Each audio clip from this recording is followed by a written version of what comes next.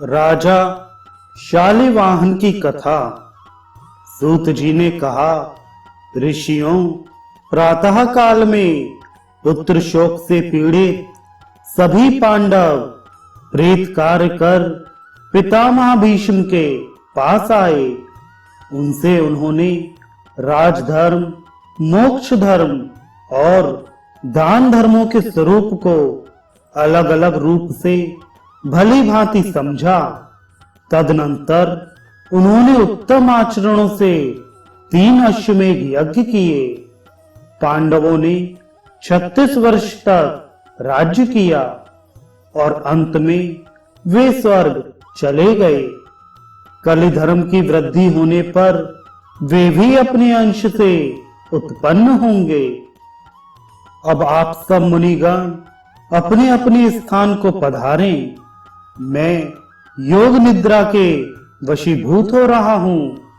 अब मैं समाधिस्थ होकर गुणातीत पर ब्रह्म का ध्यान करूंगा।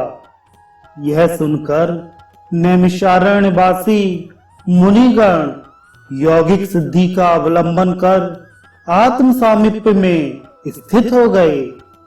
दीर्घ काल व्यतीत होने पर शौनकादि मुनि ध्यान से उठकर पुनः सूत जी के पास पहुंचे। मुनियों ने पूछा, सूत जी महाराज, विक्रम आख्यान का तथा द्वापर में शिव की आज्ञा से होने वाले राजाओं का आप वर्णन कीजिए। सूत जी बोले, मुनियों, विक्रमादित्य के स्वर्गलोक चले जाने के बाद बहुत से राजा हुए।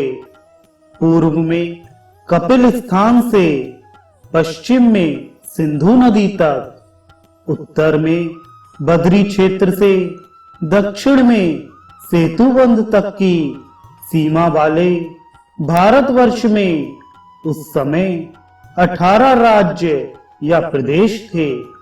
उनके नाम इस प्रकार हैं: इंद्रप्रस्थ, पांचाल, कुरुक्षेत्र, कंपिल, अंतर्वेदी, व्रज, अजमेर, मरुधन, मारवाड़, गुर्जर, गुजरात, महाराष्ट्र, द्रविड़, तमिलनाडु, कलिंग, उड़ीसा, अवंती, उज्जैन, उड़ुप, आंध्र, बंग, गौड़, मागध तथा कौशल्य। इन राज्यों पर अलग अलग राजाओं ने शासन किया।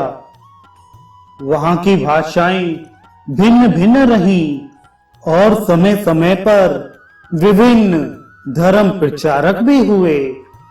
100 वर्ष व्यतीत हो जाने पर धर्म का विनाश सुनकर शक आदि विदेशी राजा अनेक लोगों के साथ सिंधु नदी को पार कर आर्य देश में आए और कुछ लोग हिमालय के हिममार्ग से यहाँ आए।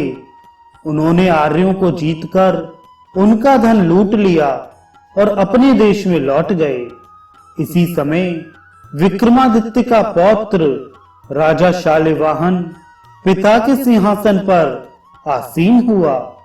उसने शक, चीन आदि देशों की सेना पर विजय पाई।